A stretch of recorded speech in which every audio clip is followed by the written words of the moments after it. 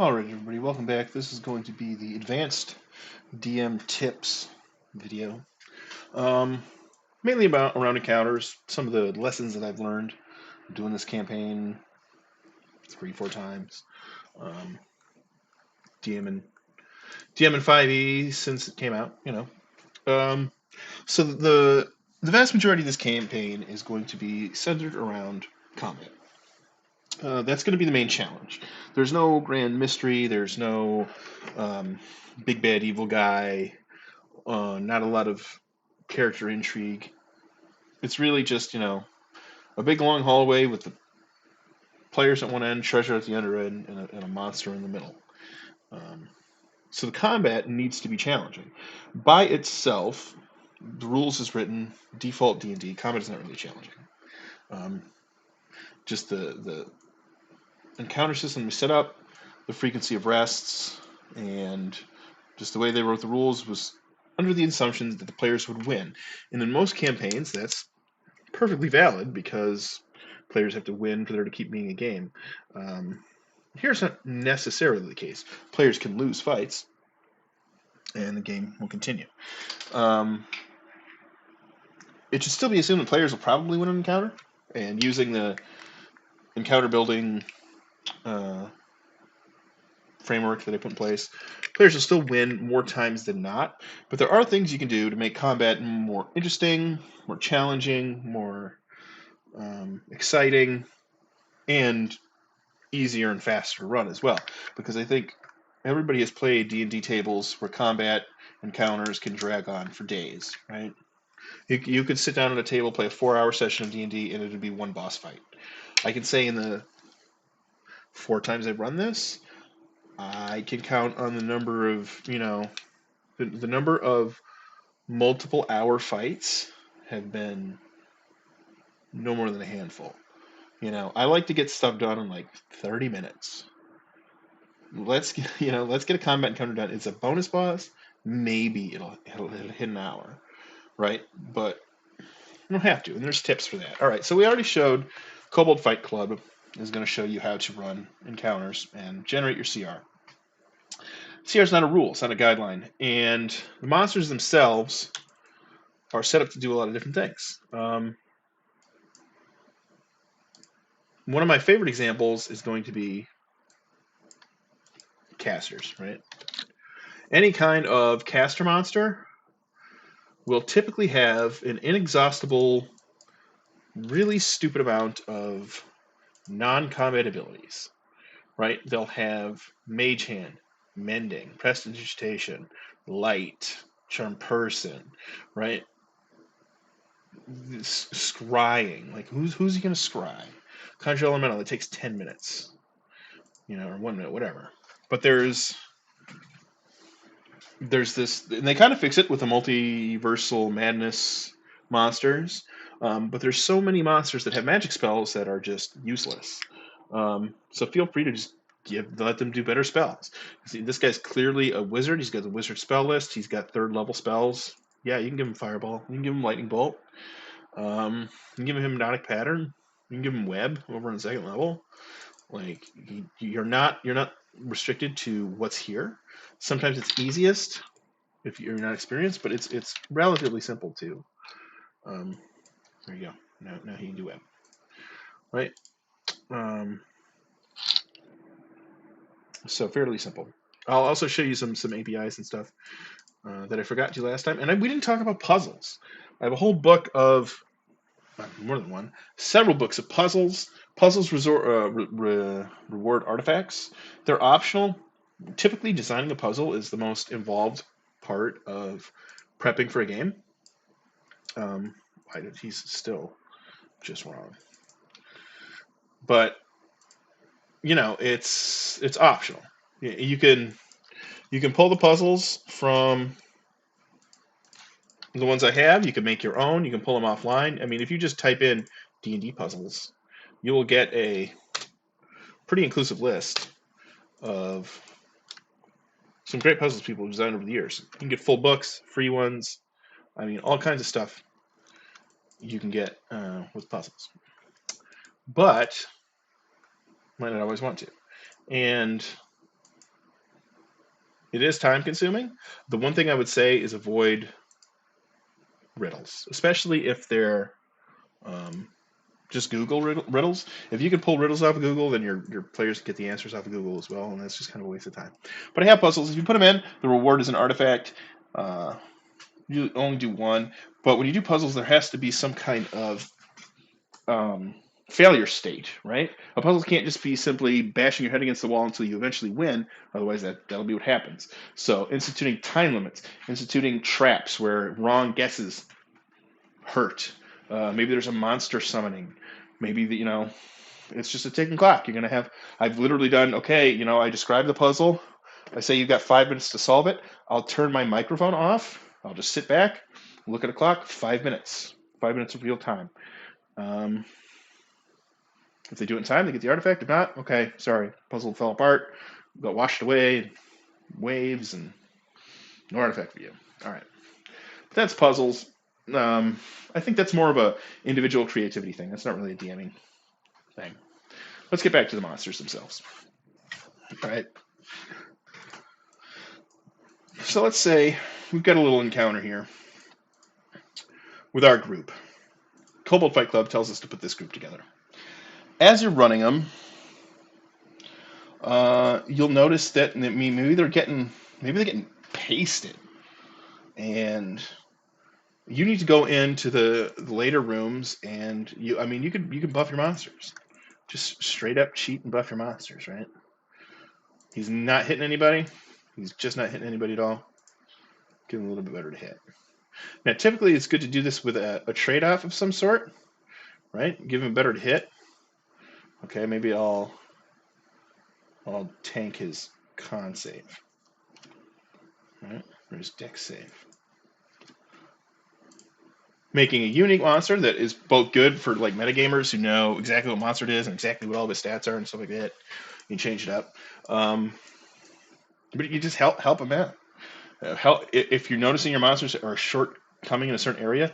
Like cakewalks are fun occasionally. It's fun to just come in a room and kick the shit out of something, but it's not fun to do it on a consistent level. I don't feel. So if you walk into a dungeon floor and nobody's ever in danger, nobody ever takes any significant damage, there's no real failure, there's no fear, you just kind of steamroll over everybody to the end, it doesn't feel rewarding to me. I think challenge, especially in a game that's all about combat challenge, that needs to be an element of the game. For a normal adventuring game campaign, there's all these other elements that can inject like the excitement and satisfaction into the experience. So combat's just a small part of it. Pure combat is like 90% of this game. Um, so if it's not exciting, don't do it. Right? If don't roll up an encounter if the monsters are not a threat. Right? Don't throw 3 goblins at a party. That's why I typically run the 3 to 4 encounters rule, even though this is based off an adventuring day. A dungeon floor is supposed to be an adventuring day of challenge. You do 3 or 4 instead of that 6 per 8, because who wants to fight 6 to 8 battles where they're just okay? Maybe they hit you once, they force you to use 1 spell slot, and it's just this slow kind of build up. So by the time you get to fight 8, maybe you're in a tiniest little bit of danger. Not the way I like to play. So another thing too, there's nothing in the world more boring to me than meat sack enemies. Enemies that are just a big sack of hit points with like a claw attack or a bite attack that have no strategic interest. Um, they offer nothing to the players. They're just a sack of hit points that have to be melted through. One of the most frequent modifications I'll make to my monsters is to modify their health. Right? I'm gonna sit up here. I'm gonna put every one of these dragons at 45 health, and this little mage guy. All right. So we just cut off a chunk of their health. That's gonna give them like a turn or 2 less of survivability. I'm gonna go back into the same monster, go into their character sheet, make their breath weapon recharge on a 4, make their attack do an extra dice of damage. Maybe make their breath attack do an extra dice of damage. Man, And then we just say a little bit higher. Okay. So you're taking an enemy that used to have 60 hit points, would have taken 3 turns to beat, and would have dealt, maybe 20 damage if he was lucky. This enemy will still deal 20 damage, but he'll do so in the now 2 turns that he's going to survive rather than the 3 turns that he's going to survive. Just you take something that's going to be an hour-long battle, you cut it down to something that's going to be a 30-minute battle, and the overall danger and resource drain and threat to the players and excitement level isn't changed. And if anything, it's brought up because you're condensing everything into a few critical turns where rolling that 1-1, is going to have a real major impact. Rolling that 120. Some people don't like to play that way. Everything is sacred. You don't mess with everything. They leave it as is. But this is a heavily modified game. The players are heavily, heavily modified. They're going to have a butt ton of magic items, extra feats, extra spells, extra powers. You can't just throw ghouls and ogres and orcs at them. They're going to run them over. They're going to run them right over. Especially if you do something like this. Wide open room. They'll just cast Pass Without Trace, sneak in here, surprise round, wipe these guys out, move on to the next room, right? Use terrain features, use the battle maps, put active traps. Remember our active traps from the other day, the other video, right? Put these in the middle of the battle map. Characters can't passively percept in the middle of a battle. There's just too much going on. The dragons will know where these traps are because they set them. They'll be flying. They'll be just flying around the room. Maybe the players come in here and be like, why are these guys flying everywhere? And then they start walking into traps and understand why, okay? That's going to change the CR, the encounter. It's going to change the danger level of the encounter. So don't put deadly monsters in a room and add traps because that's overboard. But you can add medium or easy monsters to a room and then chock it full of traps, right? And the traps will make up that difficulty that the monsters are now leaving out. Another tip I would say is don't make a room like this. What does a room like this entail? Okay, you've got 4 dragons and a mage. This may very well be an encounter the Kobold Fight Club tells you to put together, but what do you really have here? All right, let's roll initiative. Here's another little trick. I don't know if I showed it on the other video. Just group select, and you can group initiative. I think I did show it. Or maybe you can't. I don't know. It doesn't want to work. Huh. Yeah, my stuff's not working. I don't know. Roll 27 is our time.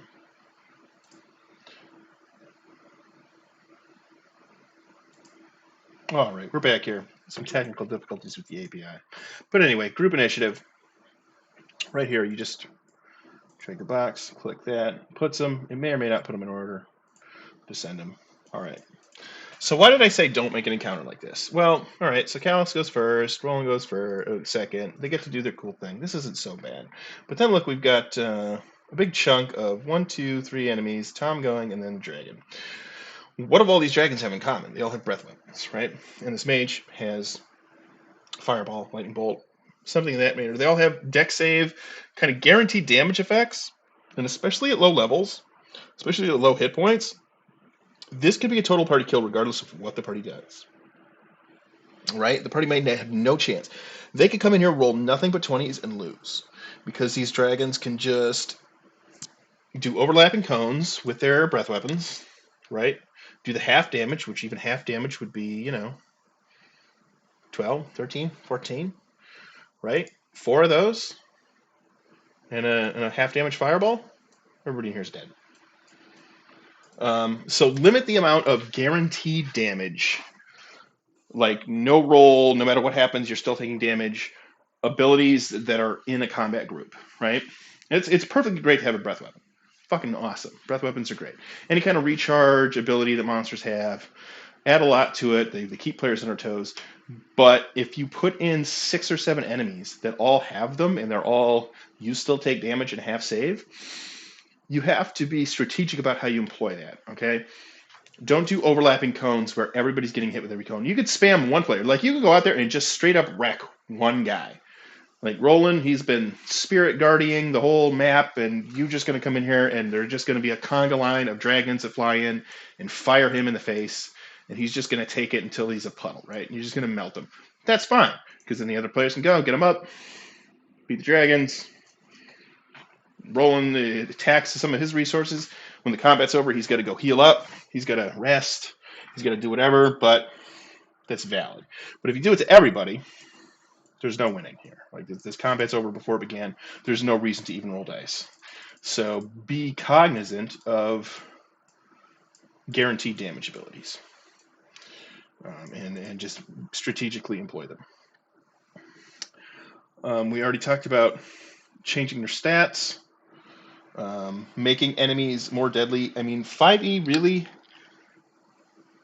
really puts the ball in the player's court, but it also really tips its way towards big sack of meat enemies.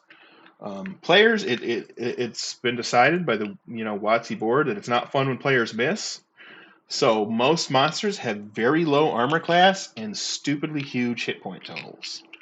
I've already said sack of meat enemies don't excite me. Maybe they excite you, but I don't like that. Lower a monster's survivability and defense and raise their offense. I think that is a great tool for implementing in the dungeon. It's worked out well for me. I do it all the time. Keeps things moving. Like I said, we want to get this over with in 2.5 hours. Let's get through this dungeon, have 4 battles, fight the bonus boss, search for treasure, and get out of here. To get home in time for dinner. And I think that's a big way you can do that. Again, not mandatory. All right, let's talk about something else that's going to come up a lot. It's going to come up a lot. Or this guy. And it's going to be resistance to non-magical weapons. Okay, there are a gigantic amount of enemies in the game who have resistance to non-magical weapons. Understand that a huge part of an enemy's challenge rating, especially at low levels, like this Spectre is a CR1. This Spectre sucks. But he has flight and resistance to non-magic weapon. In a normal D&D game, a Spectre is a big problem. In this game, not the case. Players can and will get magical weapons early and often.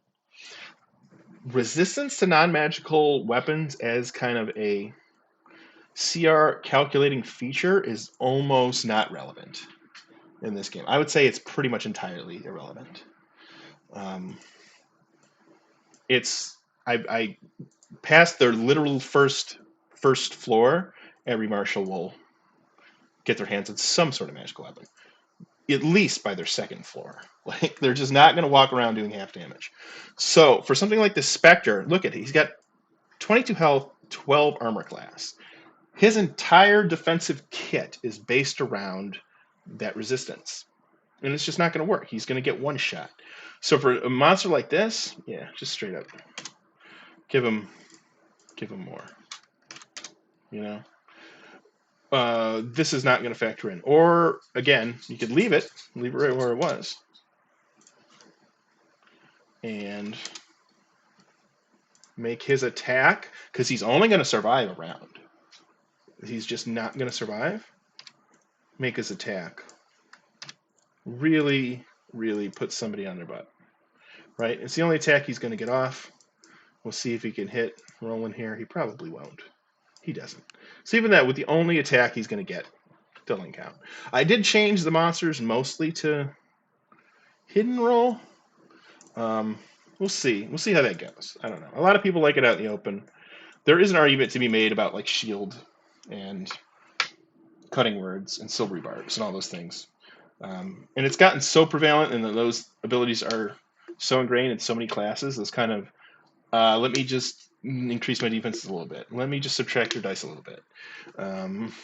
Where the result of the dice should probably not be known. So that's why I'm leaning towards we'll keep it hidden for now.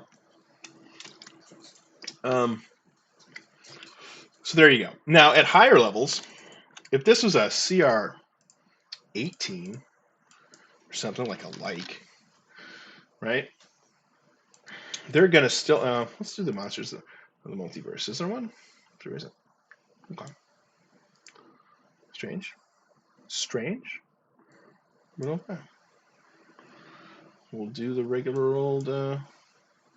Maybe we won't. I don't know. There he is. Okay. So this guy is going to be CR21. Okay.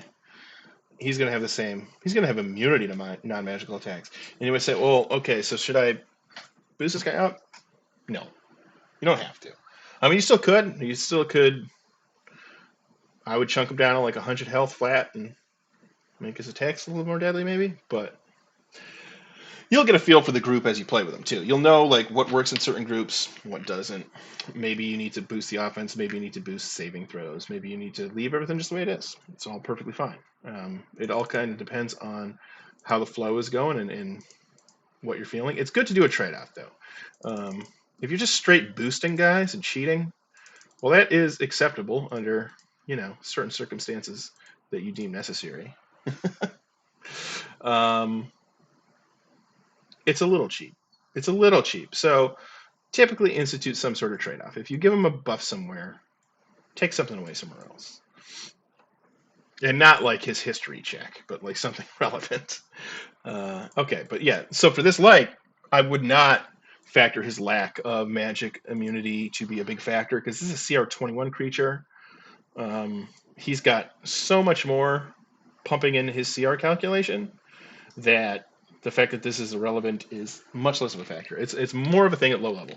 So like your low level undead, your low level ghosts, your low level elementals, stuff like that are going to need some help, or else you're going to notice them not performing up to what you think their difficulty should be.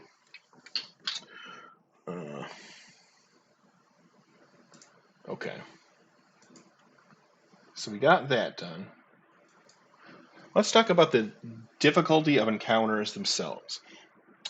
When we talked about Kobold Fight Club, I got some Starfield stuff up here, but when we talked about Kobold Fight Club, I gave you the range of battles that I like to run. A medium hard, a hard, and then a couple deadly, right? Players should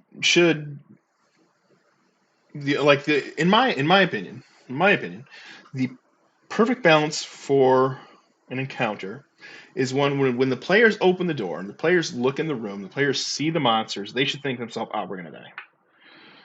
It's over. We're gonna lose." And they go into the battle thinking like, "Yeah, this is hopeless. There's no way." But then they win. and players, just because of the nature of D&D and the fact that your character is so precious and there's not like a respawn mechanic and stuff, players are overcautious. They just naturally are. They're going to protect themselves. They're only going to take easy fights. They're not going to take unnecessary risks. So they're going to see anything that looks even remotely like a fair fight. I'm not going to want any part of. Let alone anything that looks like it might be challenging. But you will be shocked, downright shocked, at how resilient a party could be. Like, you wouldn't think a player of level 5, a party of level 5 players could beat a Red Dragon. But they can. With little more than an implementation of a couple of traps and an ambush when it's asleep. Like a surprise round will swing a campaign or an encounter completely the other direction.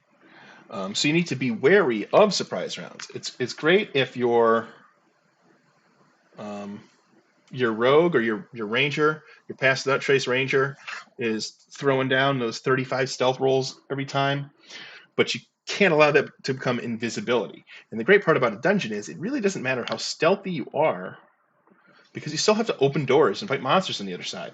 And if you do that, no matter how quiet you are, you're going to get seen. So yes, give them a couple stealths. Don't totally rob a player of what they want to do. But don't allow encounters to become routine. Don't allow a group to get a set strategy, okay, in the first turn, we're going to cast this spell. Outside, we're going to cast this spell. We're going to go in this formation. We're going to do X, Y, and Z, and we're going to win every time. It's fine to let them do that sometimes, but you have to shake it up a little bit, right? So if they have gone into the dungeon and have ambush surprise round your first two encounters, the third encounter cannot be a surprise. The third encounter has to be somebody trips a tripwire and sets up a rock slide and alerts the monsters, and the monsters come out and ambush them while they're in the narrow hallway, right? Before they can get their stuff set up.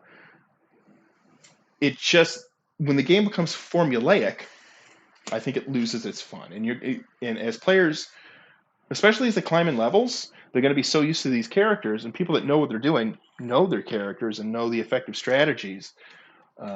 You have to come up with the occasional counter to them, just to keep them on their toes and keep them thinking.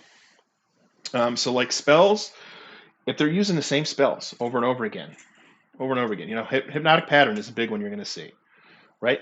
Every room. As soon as a wizard hits level 5, it's going to be fireball and hypnotic pattern. Open the door and just shut down a room. And as soon as that spell goes off, the battle's over, right?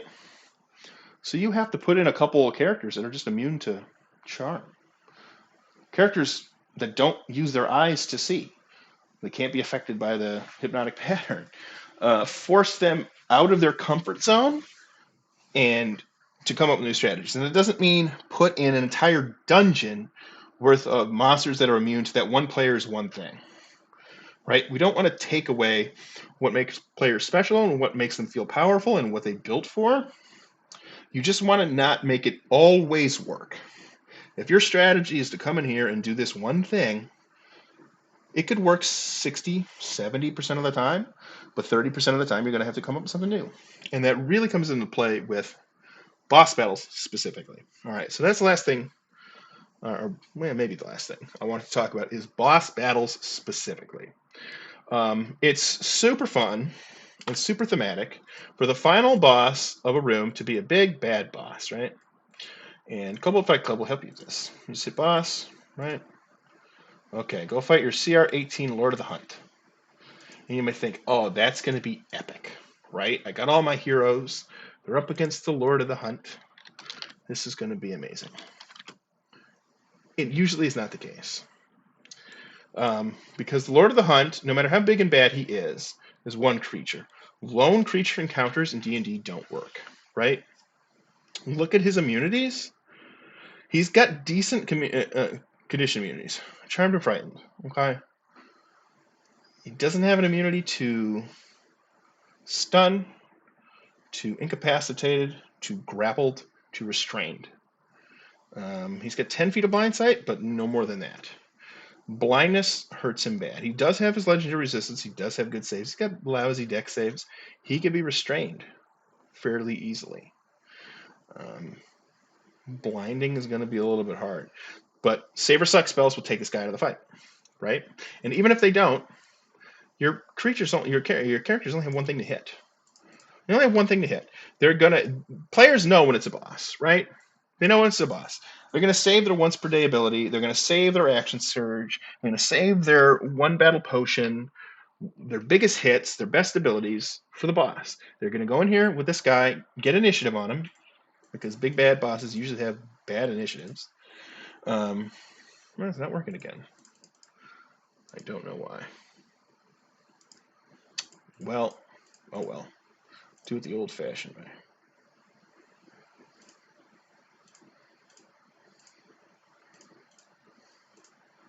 But even if they don't, okay, he goes second. That's pretty good. Even if he goes second, they're just going to pound this guy to a pulp. He's just got one hit bar. Those 229 hit points are going to go faster than you think.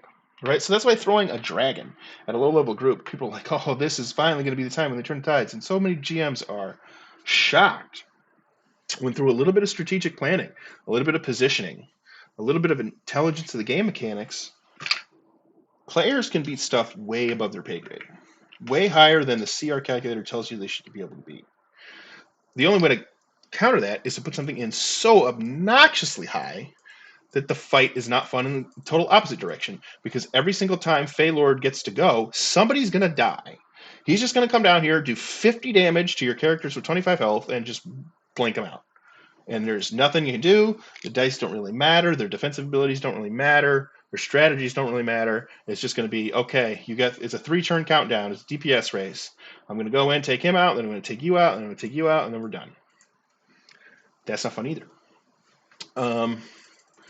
But you still want this feeling of these epic bosses, right? You want that big bad guy at the end of a level. There's a couple ways to make it happen. One is with the total party kill bestiary, which I have down here. It is separate from the monster bestiary. It is not filled out. I still have to do it. These monsters, they have their CR in there, and they are truly boss monsters. So even though like this Feylord here and this guy might be the same CR, this character is going to be much more of a boss, because when Total Party Kill Games wrote this book, and he doesn't have his stats in here, which is unfortunate, but that can be fixed.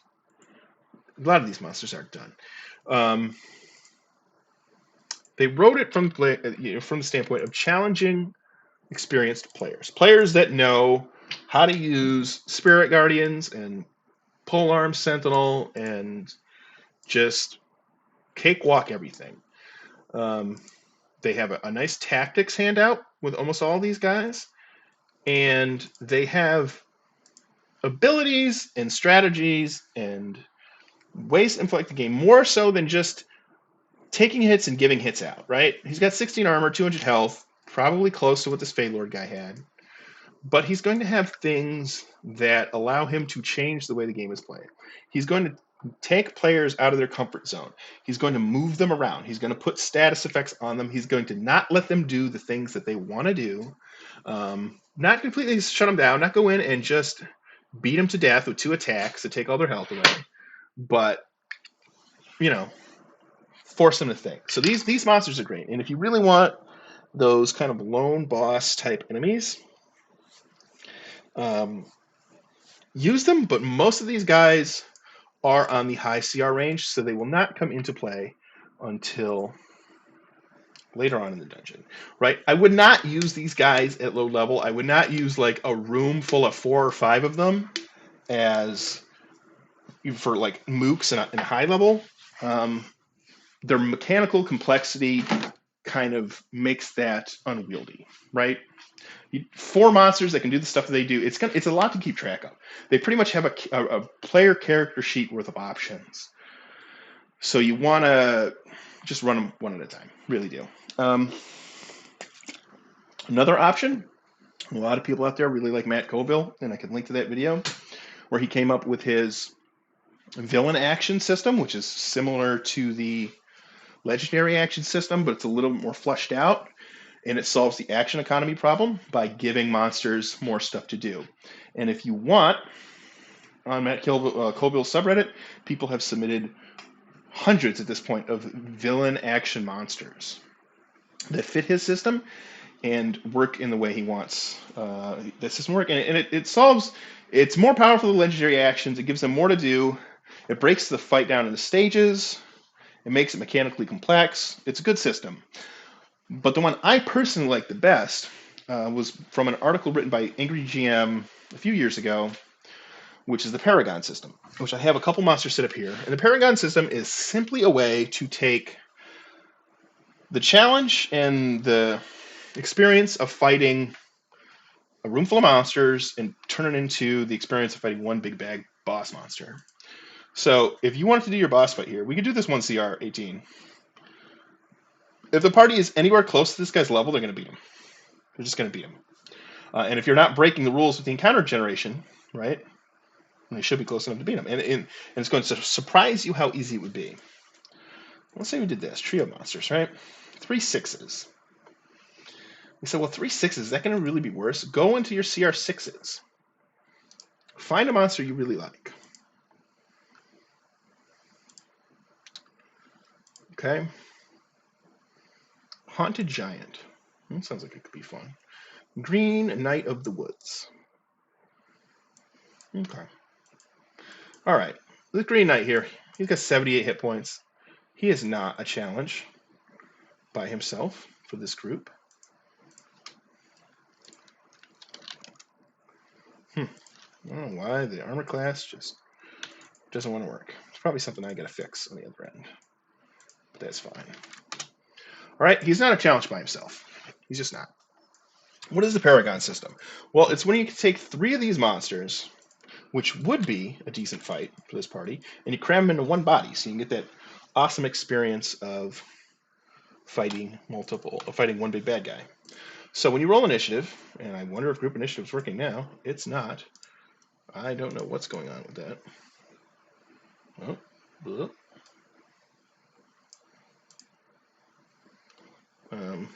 that's so weird. Work once and it won't work again. But anyway, you roll the initiatives, and now this is a Paragon monster. He's three monsters in one body. Add 2 more turns to him. And this is the simplest way to do it. All right.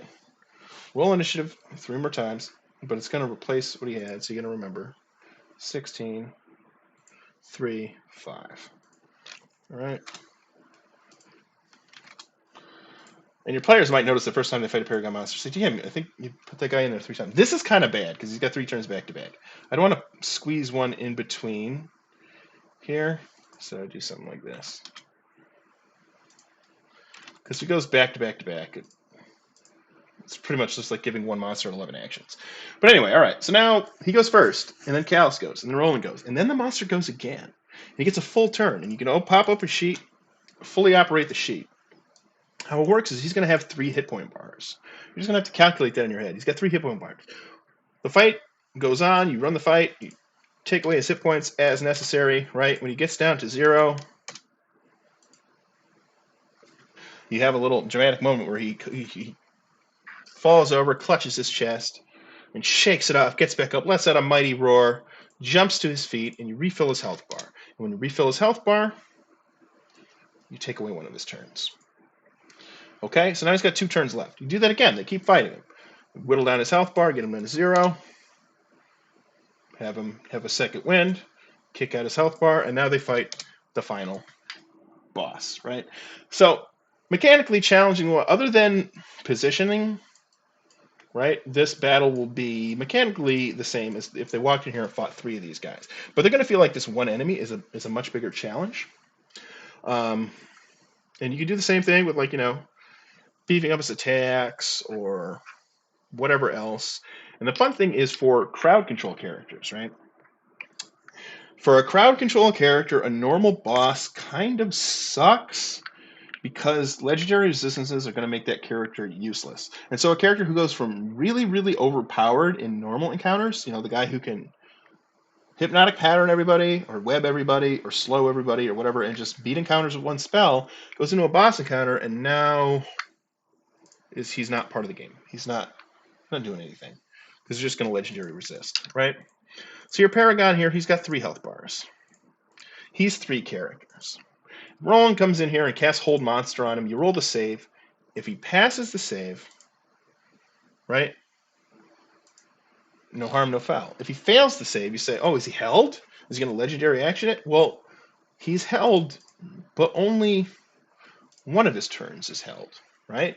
Because remember, he's 3 bodies in one body, right? So the green turn will be held, the blue turn, the red turn, wherever you determine those on the initiative bar, go off as normal. And so he can go on fighting, and you can narrate like, yeah, he's got the chains, the magical chains of Hold Monster are around him, but they're flickering, and he's fighting against him, and he shakes him off, he runs in there, he smacks Callus a couple times, he hits Tom Testing, and then you see the magical chains, they re-solidify, and they grasp him tightly, and he shrieks out as now the Hold Monster works, and now he skips a turn. So you skip 1 out of his 3 turns, instead of all or nothing, save or suck, save or die, whatever else, and 1 spell just nukes an enemy. Now, the other thing to remember about Paragon monsters is you need to make each health bar its own independent thing. So when a player wipes out a health bar, any status effects ongoing in the monster end. If he's held person, even if it's not that bar or whatever else, it ends. Right? If he's slowed, webbed, grappled, whatever, he gets free. It just all ends. He goes back to neutral. And there's no bleed over damage either. So if he's at 2 hit points, they hit him for 100, they do 2. He goes to his next health bar. You wipe out a turn, but there's no bleed over damage because these are essentially separate bodies. So this is the system I've been running for boss monsters for a long time. Been very satisfied with it. And you can build monsters from the ground up. Look at something that's a threat when there's 2 or 3 of them. but not like an overwhelming we can't beat it, and turn it into a boss monster. Give it boss-like abilities. You want to give it some sort of buff to its movement because that's the main difference in putting one monster in a body. Like a sentinel polearm guy could still lock him down. Um, well, not really, because his second turn could still move out, but still, a grapple or whatever else. So you want like give him flight, misty step, burrowing, extra speed, bonus action speed, orc aggression, right? A free disengage, something to help him hop around the battlefield, kind of breaking the rules, moving in ways that players can't necessarily follow him. And that's just a great way to turn everyday normal monsters into what feels like bosses. And if your party's super high level and they're really kicking butt and they're really crushing everything, you can take that same guy, the same Fey Lord of the Hunt that we're even going to put in a one-on-one fight with these guys, right? And kind of go at it in the opposite direction. Right? He's got 229 health. He's got 18 armor class. They're going to beat his butt in a single fight. Let's change it to a Paragon monster. And you can see that I've got a few set up already. I've got the River King. He's Paragon monster, right? High level Paragon monster. I've got some mid-level Paragon monsters, like the Fey Revenant, right? If you want to take a monster that's already powerful and a threat by themselves and turn them into Paragon, all you have to do is undertune them a little bit, but give them the same multi-bar, multi-turn system, right? So for Phalord of the Hunt here, what we're going to do, we'll change his hit points from 129 to 160, but we'll give him 3 bars. And that's way more hit points than he had, but it will flush out. I mean, you could lower it even more. You could do 140. Wouldn't go under like 120. Then he loses his edge, right? Take his saving throws, cut them, especially if they're like this. If he's got plus 10s, plus 8s, plus 9s, plus 20s, whatever, cut him down a little bit. Make it so that the Saber Suck spells can affect him. If he has legendary actions or legendary resistances, do not use them. That is going to be taken over by the Paragon system. All right, his attacks, if he's got a multi-attack, dip it. Dip it by whatever it is. That's the quickest way to do it. Now give him 2 attacks per turn instead of 3. Okay. Nuke the damage. Not the to-hit bonus, but this isn't that terrible of an attack. We can leave that the way it is. Right? That's not gonna kill anybody. Yeah, his attack damages are not too bad. So now we've got Phalord here. We're gonna put him at 160. He's gonna come in and do. He's gonna come in and do his thing, right? He's gonna have his multiple turns. He is going to present the same feel of that high level boss because he's gonna have the high level spells. He's gonna have probably the high damage attack, the special abilities, the special movements, the resistances, whatever else that was built in as a boss monster. He'll still mostly have. But he's going to give them more trouble because you get the second win system. The legendary actions are just not very good. Full turns, having a full turn, much better, right? Roll his initiative 3 times. Put it in there. And you can do reverse Paragon as well, which is really fun for like ramping up the intensity. Is a reverse Paragon. So he starts with 1 turn, but he has 3 hit point bars. If they delete a hit point bar, he gains another turn. So instead of being weakened over time as they damage him, he strengthens. And when you get down to that last health point bar where he's near death, is going to be when he's taking those 3 turns and he's at his most dangerous. So that's just you can run it the reverse way, right? It is the best system I have used so far. I've tried Matt Colville's system. I've tried the total party kill monsters. I've turned some total party kill monsters into Paragons, which have just been absolute nightmares for players to deal with. But again, you want to keep the CR in mind, and the fact that they are facing blah blah blah, facing basically 2.5 to 3 times the amount of challenge that they would if this was in a single body.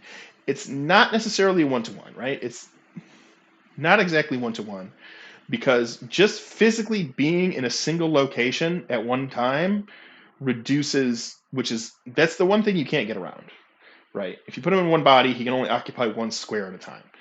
And that introduces tactical options, where the wizard in back can stay in the back, right? He can put heavy armor people in between him and the Fey Lord, and that'll just be a thing. They can lock him down with Spirit Guardians and Entangle and a Polearm Master. Right, keep them from moving, keep the people in the save. So it's not a one-to-one where, okay, I'm giving him 3 bars, he's now 3 times the monster. It's somewhere in the neighborhood of like 2.5, 2, right? So that's why you want to make moderate nerfs to him. Don't go overboard. And like with anything, it comes with experience and it comes with knowing your party. You're going to want them to steamroll some things. It feels good as a player, especially if you level up, you get that new spell, new magic item you've just been waiting for. Give them the first fight in the dungeon. Let them just kick the crap out of something, right? Let them roll through without taking any damage. You want a decent number of the fights. The vast majority, the way I run it, 2 out of 10, I let them steamroll. 6 out of 10, I want them where they think they're in more danger than they're really in. Where they are panicked. As players are underconfident. Players are overly cautious. And any damage they take, they're just going to like, oh man. Like, you'll see rogues who are used to just sneaking and never being targeted and stuff, that they'll take one hit over the course of like 3 dungeon floors and lose their minds. They'll start complaining to holy hell if they get crit, right? It's like, oh, you finally lost some hit points. Welcome to the game that the rest of us are playing. Right?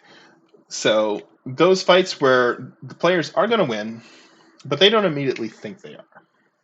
That's 6 out of 10 of the fights you have. The remaining 20%, remaining 2 out of 10s are fights that you build for them where you don't think they're going to win. I will straight up put an unfair monster down and go, yeah, he's going to kill you. You're not going to beat him. There's no way. He's too strong. And you let the players collectively outsmart you, which they can because there's 3 of them and 1 of you. Now, like, a DM can always win. You can always just be like, yeah, he did 200 damage to you. You're dead. Gone. Sorry. 200 damage. Right? But if you play by the rules, even if you put down a super powerful monster and you say, I don't think there's a way you can beat this, the players will surprise you. They will surprise you. They will come up with stuff. They will come up with combination abilities. They will pull every trick out of their character sheet to re-roll every dice that they need to add every bonus, to get every little possible inch of power they can out of their character, and really shock you with the things that they can accomplish. So it's not necessarily against form or against the rules to just be like, the boss fight this level, he's going to be, we're going to count you guys as like way level higher. And that's going to be your boss. We're just going to do, we've done 5 floors, right? We've done 5 floors of you guys. Oh man, where am I? I'm lost here. We've done 5 floors of you guys just steamrolling everybody, not taking your rest potions. Nobody's gone down. Nobody's been rolling death saving throws. It's okay to throw a curveball at them and let them think their way out of a situation. Now, it's important with those kind of scenarios, those kind of unfair from the get-go fights. Don't trap your party in a total party kill, because that's not fun. The only thing worse than a fight that's an easy steamroll victory is a fight that's an easy steamroll defeat, where you never had a chance. It didn't matter what you did. You're just screwed. And I think, we've all played this with like some DMs that'll just, okay, you're in a super dark room. Oh, it's magical darkness everywhere. Oh, you can't, your powers that usually work, they don't work here because of whatever plot device reason. Oh my God, there's a monster there. Oh man, it's a surprise round. Oh, they critical hit. Oh, he critical hit too. And your party's dead before they can literally do anything. Right? Don't do that. If you want to throw an unfair challenge at them, totally within acceptable gamesmanship to do that. But if you throw an unfair challenge at them, don't stack the deck by cheating or bending the rules or putting them in a scenario, in a situation in the battle where they're not allowed to think, right? And kind of the reason I don't like high-level Pathfinder, right? Pathfinder 1, um, is because with a lot of high-level enemies, there's no room to think. So many spellcasters are so powerful in 3.5 and have so many encounter-ending spells that the only way Paizo can make those encounters interesting or difficult is by giving high-level monsters blanket immunity to like 90% of the spell book. So stuff doesn't work. So at high levels, wizards just become buff bots, and when you're up against a high-level enemy, your two options are to run or to just stand in front of it and hack away until somebody falls down. I don't find those fights fun because those fights are a matter of mathematical certainty, right? You could plot those fights out on a whiteboard doing some math and tell you who's going to win, and you don't even have to play it out. If you're going to put your players up against the wall, don't put them up against the wall, literally. Don't fence them in. Don't force them to fight. Don't seal the door behind them. Don't lock down any of their creative ideas. Put them in a scenario, and if they think something up, let them think it up, right? And always give them the option to just go, you know what, this isn't working. We're leaving, right? Monsters shouldn't chase players out of the dungeon. They want to guard their treasure. They want to guard the further floors. They want to keep players out, but they're not going to pursue them. I always, enforce the fact that victory is not assured, but retreat's always an option, right? I don't play the game where players are guaranteed to win. I will put you up against obstacles I don't think you can beat. I will still let you beat them, and I will always let you run away from them and regroup and try again. Maybe level up, get a couple more magic items, change up your strategy. And it can even literally be running out of the room, going further back in the dungeon, taking the potions of rest that they've been hoarding, coming up with a new strategy. Maybe we should try this. We'll go in this order. Maybe we can lure him out of his lair, blah, blah, blah. And then they re-engage on the same floor without leaving, without retreating the dungeon fully. So they can kind of try to set themselves up a little bit better. And I think that's all perfectly valid. So what I'm basically getting at the end of this long spiel in this almost hour-long DM tips video about encounters, understand your players and your monsters, which comes only with experience. It comes from, experienced DMs can look at a character sheet, a monster sheet, and tell you whether or not that monster is any good. This monster, not any good. Not a threat. Not a threat. His spells, it doesn't have his spells in here. No, not a threat. Why is he not a threat? He's got, remember the original monster had 220 hit points, 18 armor class, makes 3 attacks, but look at his attacks.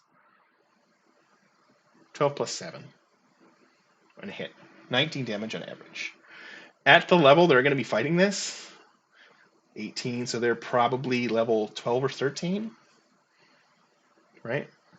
That is not enough damage to make them even sweat. They're not going to do anything other than, stand and brawl with this guy. There's no reason to. They can stand and brawl with this guy, they can out-damage him, and they can take his damage. So they don't need to put any thought into this. They don't need to use their best spells. They don't need to think around corners and come up with, clever ways to beat this guy. They can just brawl with him, and they'll win easily. He doesn't do enough damage. That's a problem with a lot of D&D monsters, because they try to keep everything constrained within the rules, where weapon attacks are just based on the creature's size, their ability modifier, and their attack roll is based on the proficiency in their ability modifier. Monsters don't have magic items.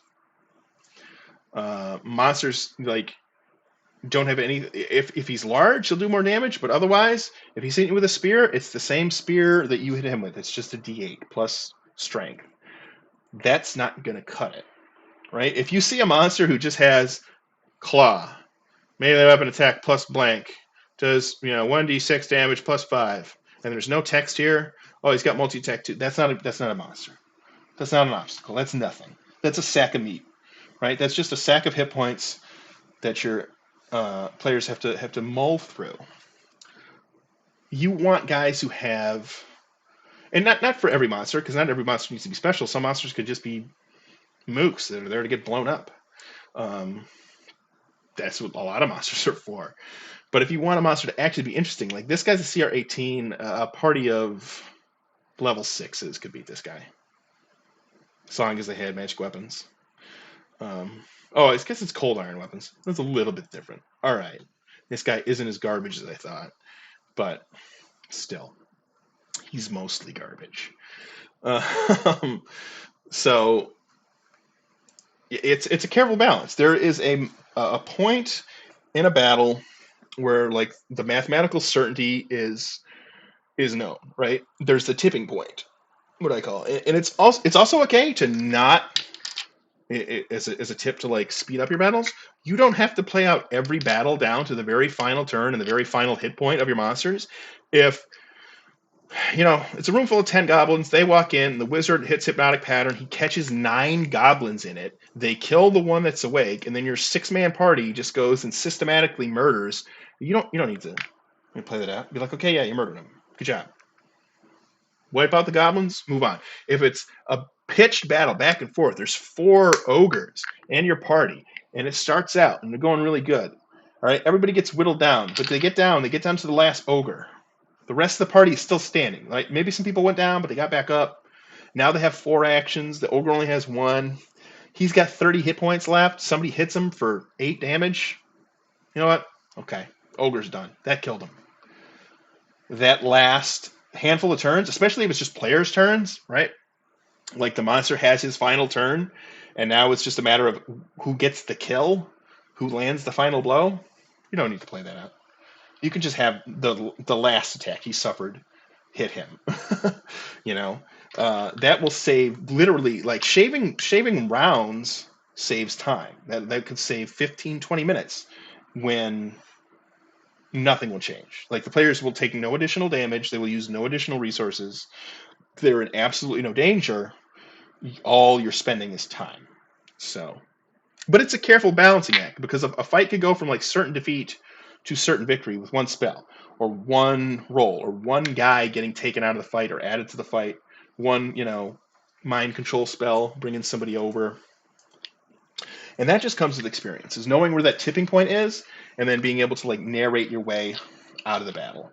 And also knowing when it's coming up. So when you're inching towards that total party kill, because remember what I said, the best fights for me as a player and as a DM are when the players think they're going to lose, but they're going to win. And there are some fights where they think they're going to lose and the dice go a certain way or things happen and they're actually on their way to losing, right? The healer's down. This person's isolated. We got 2 failed death throws over here. The monster's still looking really good. His turn comes up next. It's okay to take your foot off the brake there. You want to try to keep it in a way where it's not obvious. You don't have the monster waste his turn or something. But maybe you forget to re-roll for his breath weapon recharge. Maybe he doesn't have as many spell slots as you thought he did. So he's out of 6th level spells. If you're rolling behind the screen, it's okay to turn some hits into misses, or turn some crits into misses, or just roll enough damage where a player's still up instead of down. A player even with 1 hit point, can still do a lot. And when they hit that dragon who's got 50 hit points left, maybe you only had 10 hit points left, right? If you get the story satisfaction out of a battle and you feel people are having fun, I mean, this is a campaign where the battle is all that matters. That's what I said at the beginning of this video, right?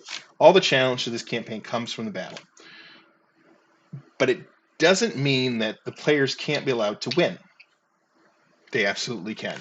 At the end of the day, monsters are going to exist for 3 turns, maybe 4. That's a monster's whole existence. Player characters and players are the backbone of the game. They need to be around here for weeks and months and however long we're playing. So that's why everything kind of leans towards the fact that they win, because they have to. So you don't have to be overly punishing. It's more about It's not about killing the party. It's just about making the party think you're going to kill them. You want the party to think you're that ruthless, murdering DM who is just out to grind their bones in a dust, and you laugh at their misfortune with glee every time one of your monsters critically hits and knocks them down to negative hit points, right?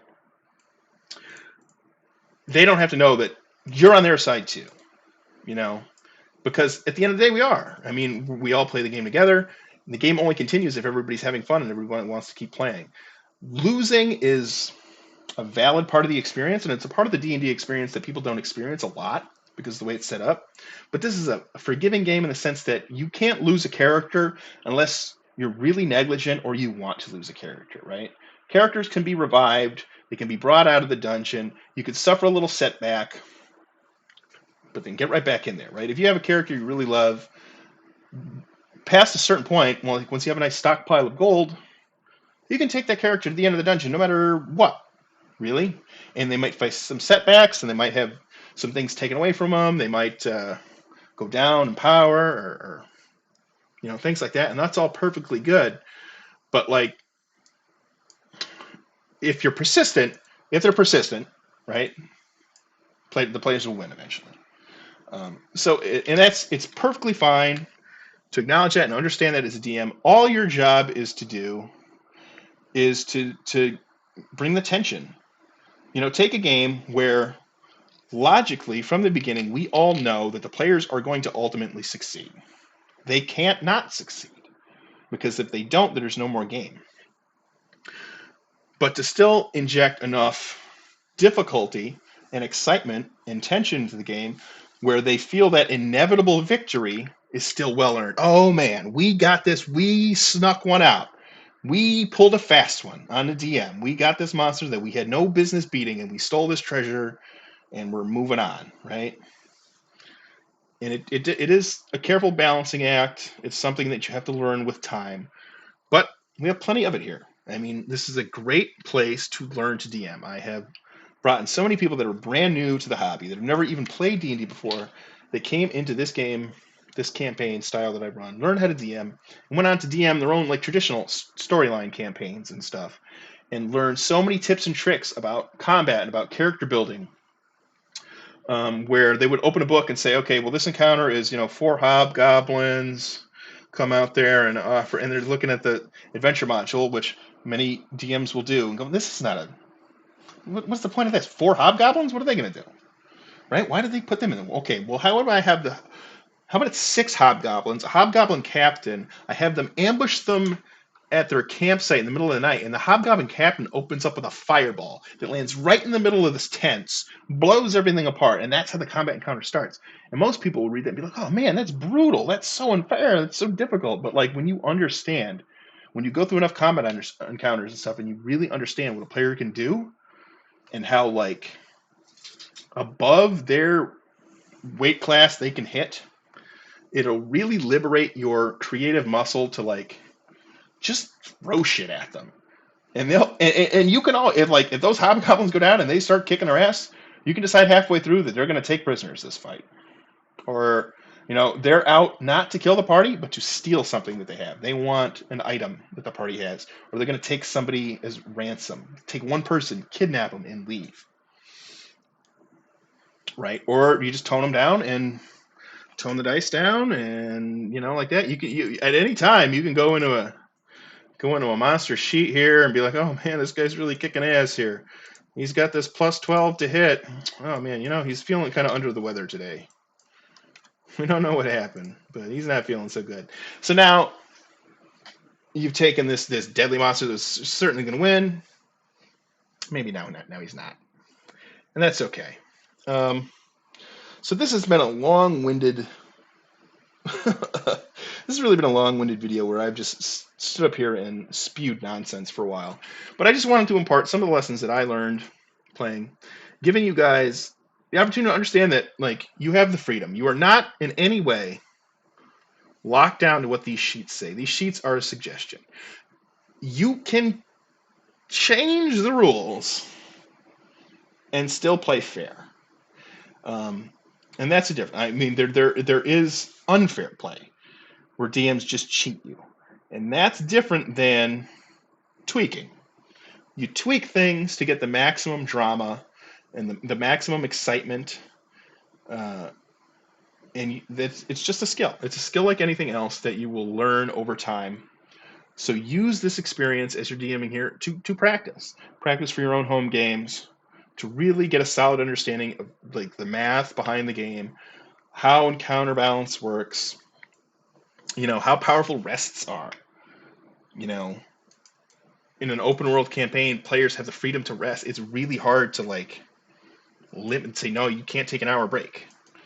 No, you can't take an 8 hour break. Sometimes it's hard to even say that, right? Resting is super, super powerful.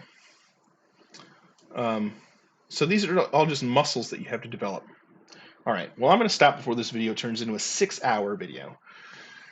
Once again, if you have any questions, if you're DMing a game, if you don't understand how to do these operations, if you have your own ideas or questions, I'm always available.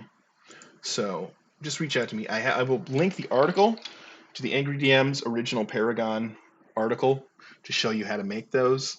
I have my puzzle books. Another great resource is the Monsters Know What They're Doing, to run tactically intelligent monsters that will behave like,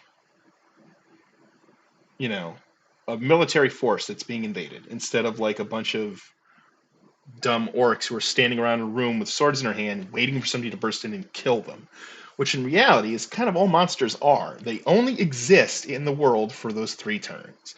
But you can set it up in a way where it feels like they're a little bit more complex than that.